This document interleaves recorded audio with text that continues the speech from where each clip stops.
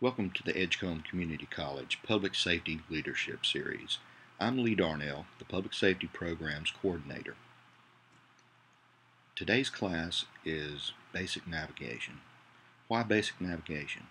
First, this is set up as the first of the series. Not necessarily the first one you have to take, but the first one that we've put together, and it kind of sets the scene. Plus, in any field, whether you're in emergency services, making a 911 run, or building a house, or teaching school, or whatever, you have to navigate. Hopefully you know where you are. Hopefully you know where you've been, and I sure hope you know where you're going. If you don't, then it's time to get out a map, whether it's a physical map of a location, or whether you're mapping out your career, your personal life, doing a little self-analysis, and looking ahead. And that's one key to success. If you don't know where you're going, then you're going to have trouble ever getting there. So that's where we're coming up with the basic navigation. Hopefully you're charting your course, and I hope to see you at the finish line soon. How long does it take to get to that finish line? Well, you may have the occasional person who is just a wizard. They see the finish line in a year. Some people may go half their career before it finally comes into view. And some of that is due, I think, to just personality, internal parts of who we are. And I also think some of that is due to who we're surrounded by, who we've looked to for advice, who we've looked to help build ourselves in the process. But it can happen. So I'm assuming if you're taking this class that you are either a current leader or you want to be a leader in your profession. I commend you for that. That is fantastic. We have a very tough career field. We need good leaders to help drive us as a profession, to help gain more public acceptance, political acceptance, maybe a little extra money somewhere down the road would be nice.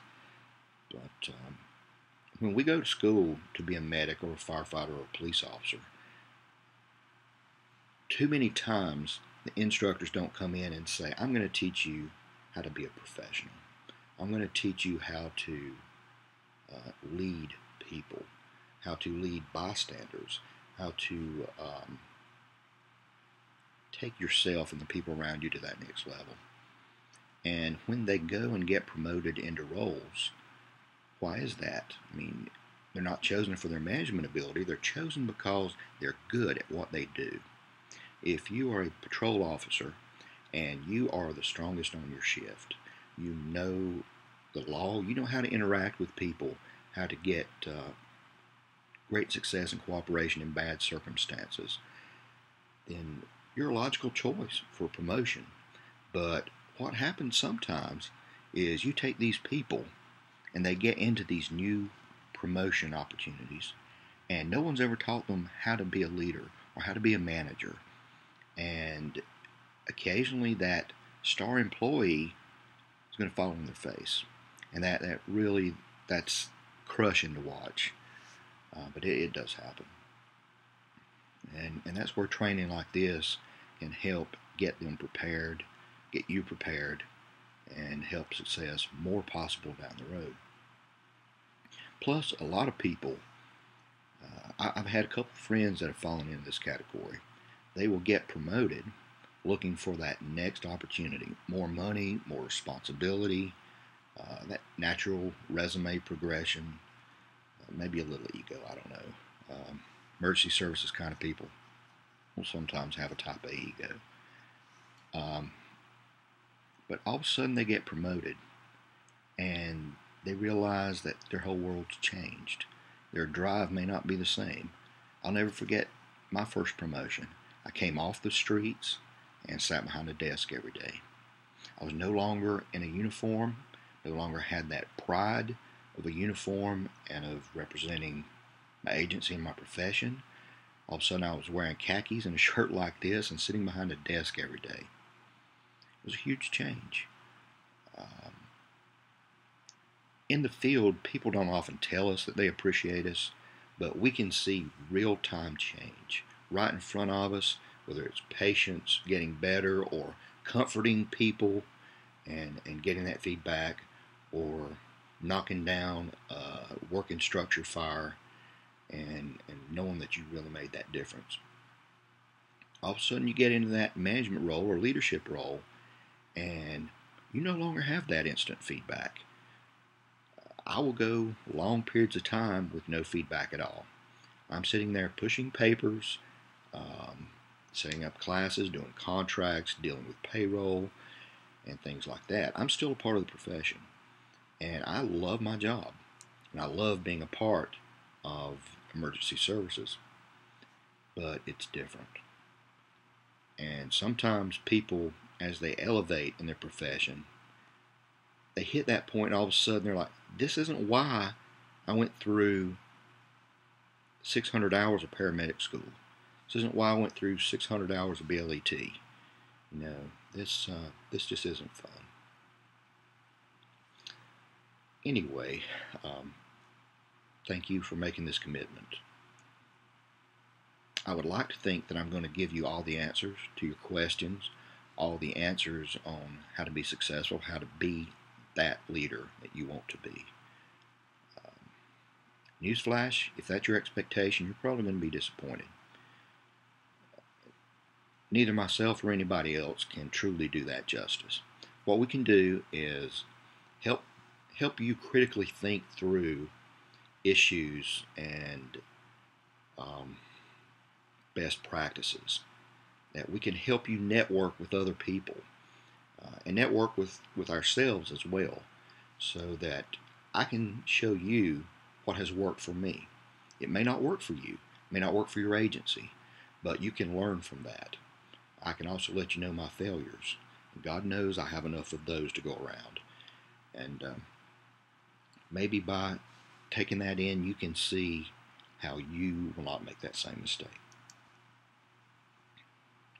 So if you really want to advance and be that leader, this is a good place to start. Get some leadership education. Pick up an occasional book or an e-book, or just Google search something. You're sitting around at work and a leader's doing something foolish. You don't think it's good leadership.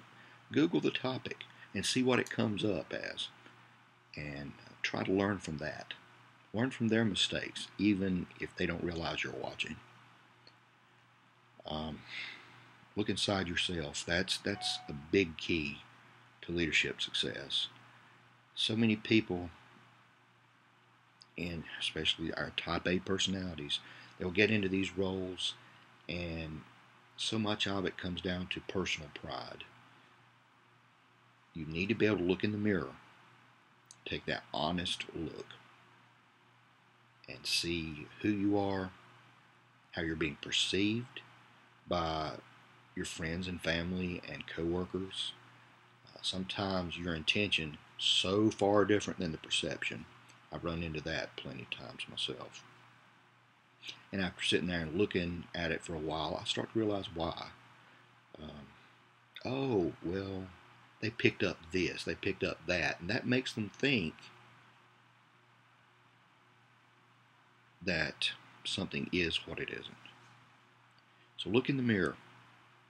Pick out your strengths. Just because they're your strengths doesn't mean you're done. Still work on those. Refine them. We can never rest on our laurels.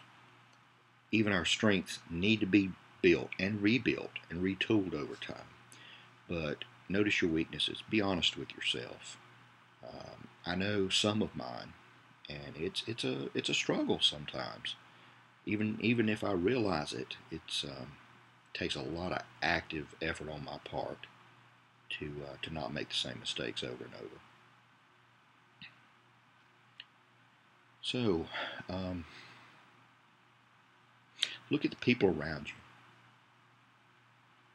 I always recommend, if possible, to establish a relationship with a mentor in the profession. Someone that you can look up to, who is respected, who knows the career, who hopefully knows the leadership pieces of the career. Somebody that you can mirror. I had that. I had a fantastic paramedic supervisor who I learned professionalism from. I learned interaction. I learned pride from him. And years later, under other environments, I found myself slipping. And it really takes a smack in the face to go back and say, remember what you learned. Remember what so-and-so taught you. And keep pushing yourself in that same direction. And somewhere along the line, I bet you'll be a mentor for somebody else, if you're not already. So, what's a leader? That's what this little video sums it up for. If you ask 10 different people what a leader is, you're probably going to get 10 different answers. I'll tell you what a leader is not. A leader is not a position. If you take nothing else out of this video, please realize that. A manager is a position. A supervisor is a position. A captain, a major, a sergeant, those are positions. Those are roles in which you have been hired, promoted, dictator, I guess, you've taken over, or whatever it may be. Those are roles. That doesn't make you a leader. Have you ever worked for someone that they're your manager or your supervisor? So they have that position of authority, but they're clueless. They don't treat people well. No one looks up to them. No one respects them. You don't necessarily follow them as a leader. You just fall under them because you don't have a choice. That person is not a leader. That role means nothing. You can define a leader as someone who has followers. That can be in the top levels of an organization. It can be among the rookies of an organization just as easily. And that's important to note. Leaders can be good. Leaders can be bad. Just because they're a leader doesn't mean that they're good people trying to achieve good goals. It means that they have people following them. Adolf Hitler was an incredible leader. He spoke, people listened, people responded. He was brilliant. He was also crazy and evil. But he was still a leader. And I'm sure you probably have your little Hitlers and Darth Vaders in your own agencies as well. The people that love stirring the pot, the little drama queens and drama kings, and to which people will listen. And they will have their followers, their little realm of darkness that hovers around your agency that everybody wants to get rid of. Well, whoever's heading that up, and usually you can narrow it down to a problem child or a couple of problem children. Those are leaders. They have people within the organization that listens to what they have to say. They're going to follow them. Little sheep that can be swayed in that direction. So those are leaders. At the same time, you have people in even the lower echelons of an agency who have the same influence, but in a good way. When I enter an agency as a new manager, and I don't know the people, I don't know the agency, I try to come in without an agenda, come in, ease in, start to get to know the people, get to know the culture, instead of coming in and forcing my culture on somebody else. And one of the first things I'm looking for is who are the leaders. One agency comes to mind in which I came to work, and there was a guy who had been in the profession forever. Wasn't necessarily outstanding in the field. He'd just done it forever. and people looked up to him. When new policies or procedures would come down, or there were rumors, the gossip mill churning about an issue, they would look to him for guidance. What do you think's going on? What's going to happen? How's this going to work? Are we about to get screwed? Or is this actually good? He had no authority for anything but to run his cause. But he was the greatest leader in that agency at the time.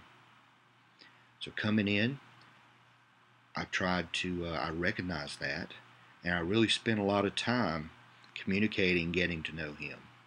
If you can get the support of the internal leaders around you, then you can really do some great things.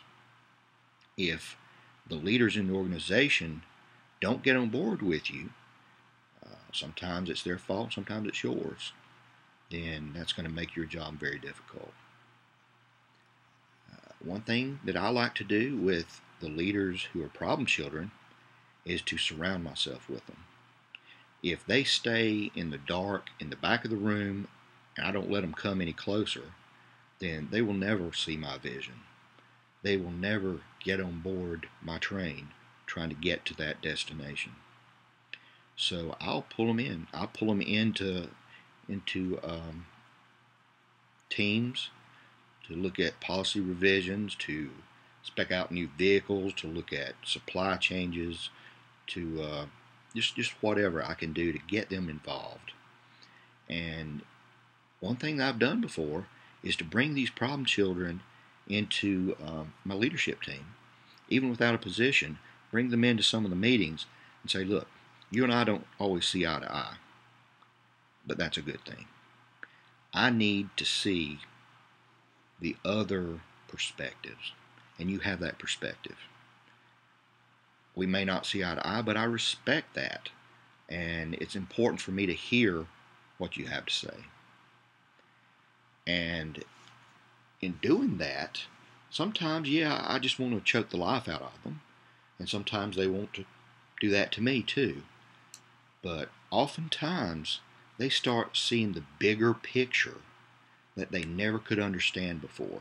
And if you're in a management role now, you know what I'm talking about.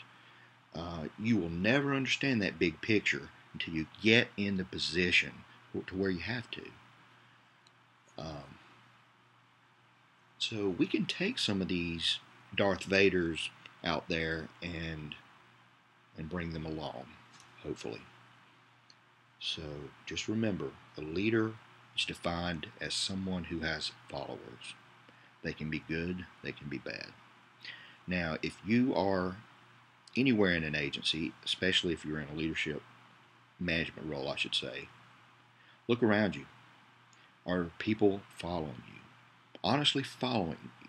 Not just reporting to you, recognizing your position. Are they following you? If you look around and they're not, you're not a leader. It's time to change something. If you look around and there are people wanting to follow you, believing in your goals, believing in at least the mission, even if they don't believe in you, they can follow you, then you're a leader. Just a thought. I guess that's a good place to stop. I've rambled long enough and my cell phone's sitting over here beeping at me. So I hope you enjoy the class. I hope you get a lot out of it. I really hope that you network in this class. And when I give you a scenario, that you're not only just posting your take on it, but you're going back and reading what other people have to say. That is one of the big keys to success. Networking and looking around to see what works and what doesn't. Look at other people's mistakes. And as we go, I'm going to tell you some of mine. Some of which I still am very embarrassed over. But it is what it is, you know. So, good luck. Thank you for coming to take the class. Let me know how I can be of service to you. And happy leadership.